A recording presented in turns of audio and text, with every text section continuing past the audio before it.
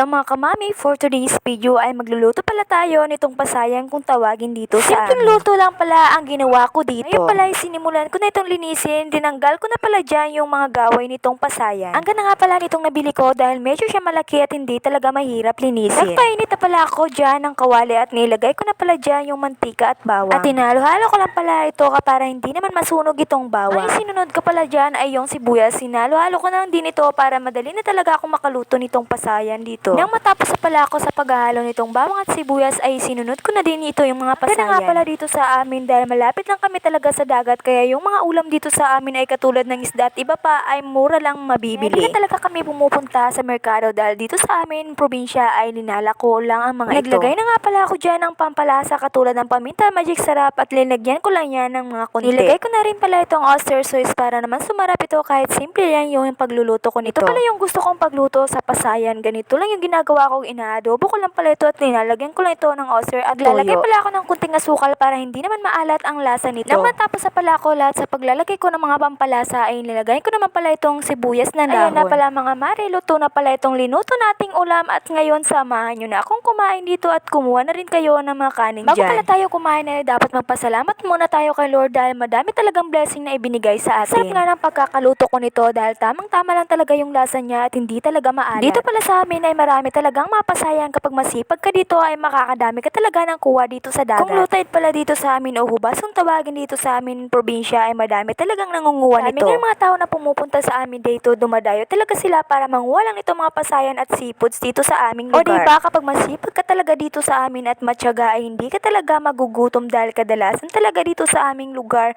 ay kukunin mo na lang ang yung mga ulam dito. Daming nga mga tao dito sa aming lugar na ang kabuhayan ay pangingisda. Kaya nakaka-proud talaga yung mga tatay dyan na sisipag talagang mangisda para lang makakain yung kanilang mga pamilya. Share ko na din pala sa inyo na yung tatay ko pala isang mangingisda at mahilig din siyang magtanim ng mga gulay at palay. Kaya napakaganda talaga dito sa aming probinsya dahil kung masipag ka dito ay hindi ka talaga magugutom dahil libre na dito yung mga gulay basta masipag ka lang magtanim. Ay mga kasabihan nga yung mga matatanda na kung may tiyaga ay may linaga at kung may tanim ay may aanin. Siya, madami na akong na-share sa inyo. Salamat pala sa panonood and God bless!